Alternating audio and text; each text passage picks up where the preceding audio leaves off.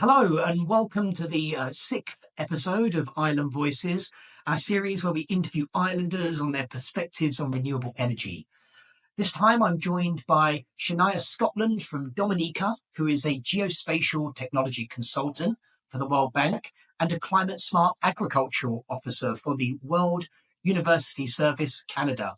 Welcome to Island Voices. Thank you so much. Thank you so much for having me. No problem. So, as a start, why don't you tell us a bit about yourself? Who is Shania Scotland? Well, I am, as you know, I'm a young environmental advocate from the Caribbean, from an island called Dominica. We're situated in between Martinique and Guadeloupe, two French islands, and we are very in like the what I like to call the hurricane highway.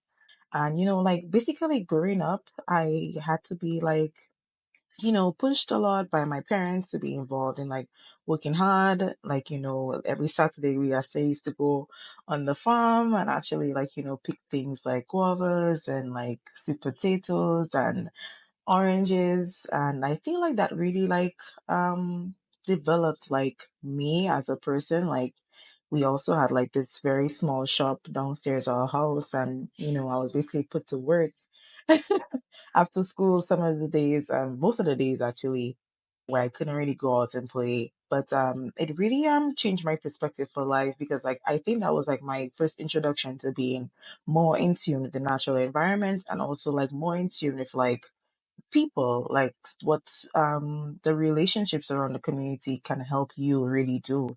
And I think that's why I'm the way that I am now. I'm very passionate about like getting solutions done or implementing things that help people, help build them, help them become like stronger, help them become more adaptable and flexible. And, being in the environment field, I'm very passionate about climate change adaptation.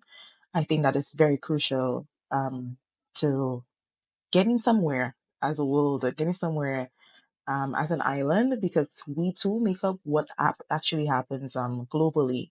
So that's a bit about me and yourself, if you'd like to Thank share. you. Well, that's an awesome backstory, and I can see how that connects to what you do now.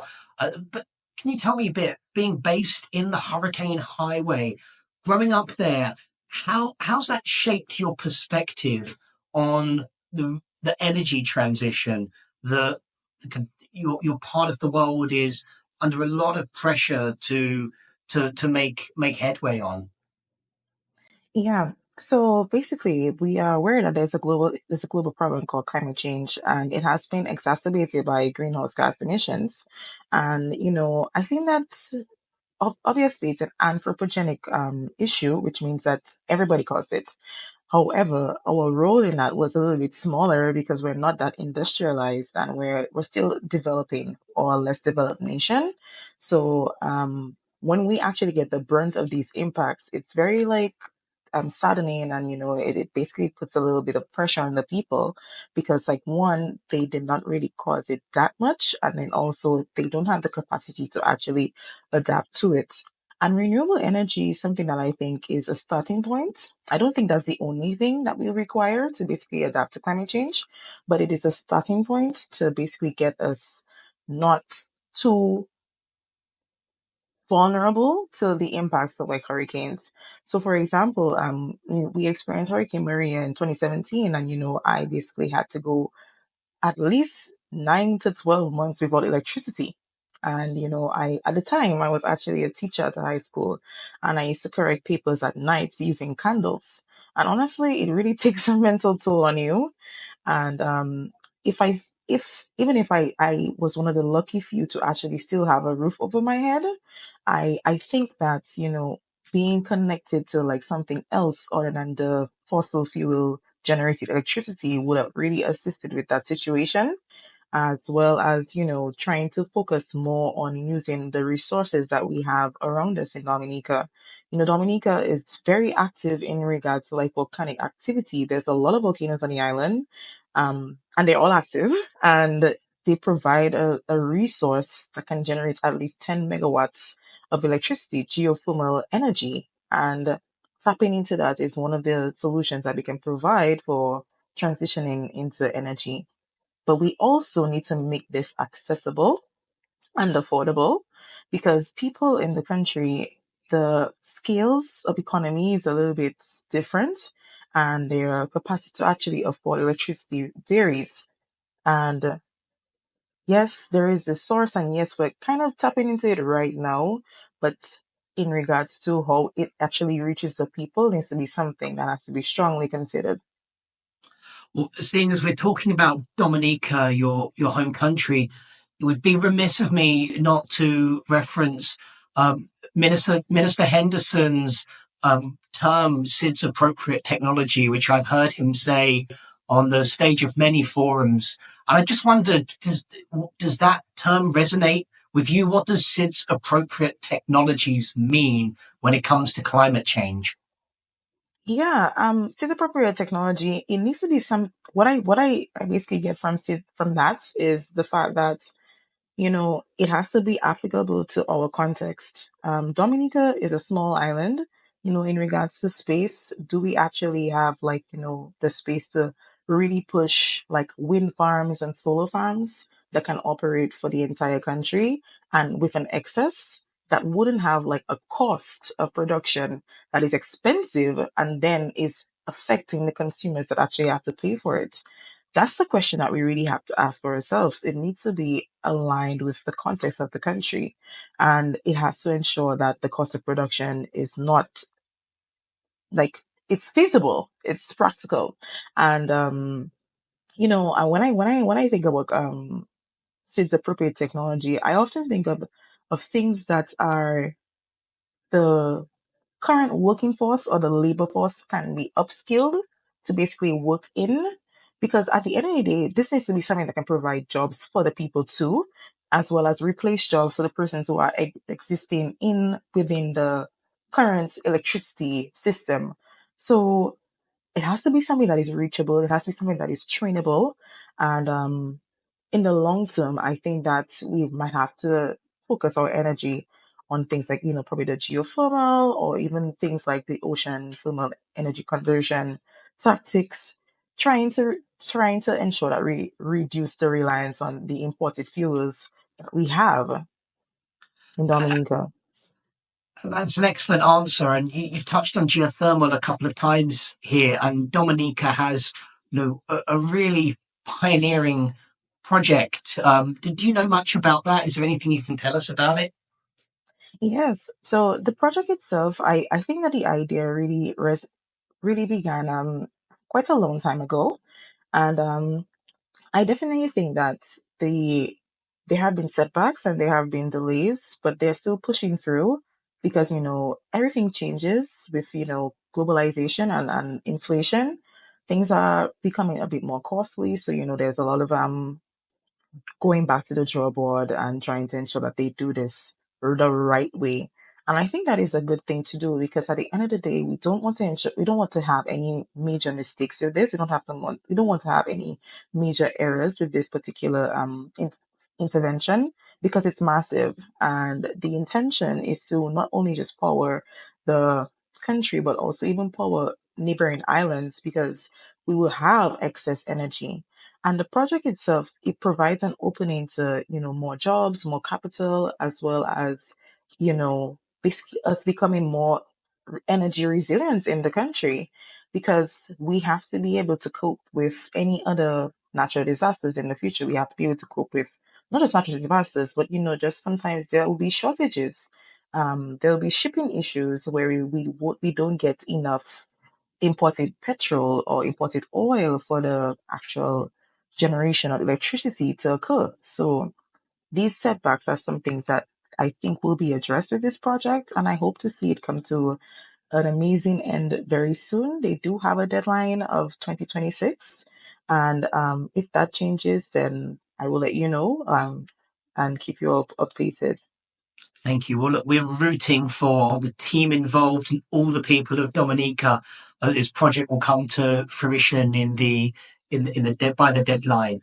So, how optimistic are you with the situation in the Caribbean? We've talked a lot about your home, Dominica, but kind of looking at the more regional context, Where's your dial of optimism for getting done what needs to be implemented within the broader timeframes?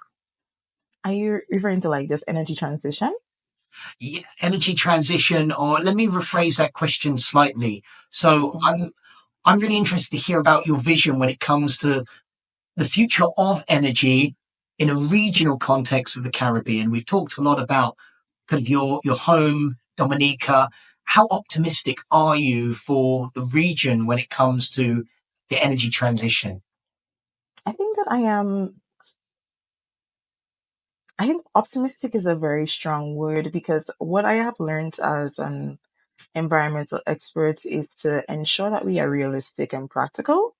Because the thing is, with there's no perfect solution, and the problems that we're facing right now with climate change is something that a lot of scientists call wicked, which means that there's a lot of intersectionality. There's a lot of persons that are being affected.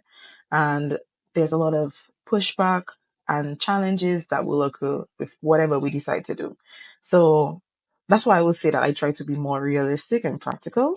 But I think that energy transition has a lot of potential for the Caribbean region because, like, it will not only like reduce the impacts that we're facing from fossil fuels, but it will just ensure that we're just more sustainable as a region. It will just ensure that we don't continue to contribute to global warming and climate change in itself. And we can be more resilient and adaptable that way. What my issue is most times with the energy transition is the fact that it needs to be something that is accessible. Everyone has a different capacity, in regards to like their economic capital. And I think that that is something, it's a more of a systemic issue, obviously. And we have to be aware of that when trying to implement an energy transition for the region. So, for example, we have countries like St. Vincent that are, they're going more into like wind energy. We see in St. Lucia, there's like a little bit of expansion in like solar farms, as well as, more electric vehicle being imported by the country. And I definitely want that to continue to happen for the region on a whole. I just think that the systemic issues is something that we need to ensure when we're actually implementing. Who is this for and why? Is it going to affect them in a more negative way or in a positive way? And once we're able to really do that and consider these things, I definitely think that we are on the right track and we will achieve what we need to do in a timely manner. Excellent. So, look, just to end, I wondered if you had any advice to the kind of promoters of new technologies for the Caribbean region who might not be from the area. Is there any kind of anything that you'd like to share, maybe to us or to I'm often at conferences where there's lots of great ideas. Some of them happen to come from Europe or Asia, and there's a relevant context to the Caribbean. But what advice do you have to those project promoters? Yeah. I definitely think that even if I'm not an expert in like energy, meaning that I'm not like a electric engineer and so forth, or an environmental engineer, I definitely think that the main thing that is important is stakeholder engagement, as well as trying to ensure that are aware of the context, the island context, meaning that it's an island. It's not like, a landlocked country. And you have to, like, I know that there's obviously different factors at play because I mean it's a massive investment. You're making money off of it to kind of develop the necessary infrastructure to get it going. But I mean, the people, their lives, they don't wake up in the morning saying, wow, we need to reach 100% renewable energy by 2030. The general person does not wake up like that. Maybe I do a little bit, but they don't. Because like the priority is so different these every day. Their priority might be just, what am I cooking today? Or like, um maybe I can iron, and these things do take electricity, these things do take energy. And we have to just bring that message to them in their way, in their context. And another piece of advice that I would give is to ensure that all local resources are used, not just persons who are actually skilled in the field, but also people who are just interested in being involved in the field. Because I think that right now, in regards to like the job market, it's a little bit competitive right now in the region. And I think that, you know, there needs to be more inclusion of local employment for just continuation of like economic circulation, and ensuring that we have more of a collaborative effort rather than like a top down approach. The people need to be able to kind of inform what happens exactly in that project. There'll be little things like like having to buy over people's land to develop the project as well, which may lead to conflict. You have to ensure that you know how to resolve conflicts appropriately too, whether it's through like proper payoffs, or just like in consideration of like you know let's say for example, on the sign, when you develop the sign saying like, okay, we're starting this project to do XYZ, you put we're on XYZ's person's land, you know what I mean, like it's like, or like what that land was used for before, like to ensure that there's a continuation of like the traditional knowledge, the local involvement. And I think that with these type of things, which is not so technical, there will be the investments and the projects coming in will be a bit more successful. That's excellent advice. And, from our own experiences in the region, you've really hit the nail on the head. It really rings true to have that local stakeholder engagement from the outset for a successful project. So, well, look, thank you so much for your time today, Shania. It's great to have this kind of open space where we can platform island voices like yours in these conversations. For those who are watching, don't forget to subscribe to our channel and check the previous videos in the series. See you in the next episode. Thank you. Thank you. Bye.